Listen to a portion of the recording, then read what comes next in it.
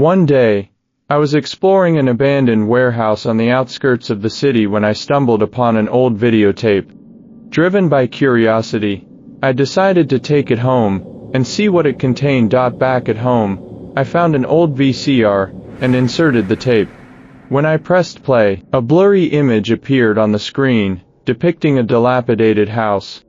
Soon after, a terrified-looking woman appeared on the screen, speaking frantically in a dark room, though her words were barely audible. Suddenly, the image became clearer, and the woman looked directly at the camera, as if staring straight at me. In a trembling voice, she said, "If you're watching this, leave this place immediately and do not continue." Her face was etched with fear. A chill ran down my spine, but curiosity kept me from stopping the tape. The video continued, showing the woman walking around the house with the camera. She cautiously opened the door to a room from which came low moans and raspy sobs. Suddenly, a shadowy figure appeared in the room and lunged at the woman. The camera fell to the ground, the image shaking violently, accompanied by her screams and sounds of struggle. Then, everything went silent, leaving the camera pointed at the ceiling, capturing the stillness of the room. The tape ended, but my heart continued to race. I tried to convince myself it was just a well-made horror short, but the realism of it left a lingering fear in me. In the following days, I began to notice strange occurrences in my home.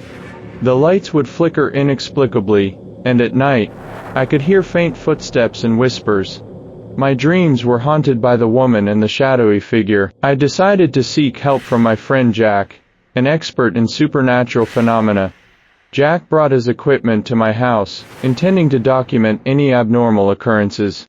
We set up cameras and recording devices, waiting for the strange phenomena to reappear. That night, the air was thick with tension. Around midnight, the temperature plummeted, and strange interference appeared on the monitor screens. Then, a shadowy figure emerged on the screen, slowly approaching us. "Run!" Jack shouted, and we bolted from the room, a low growl echoing behind us.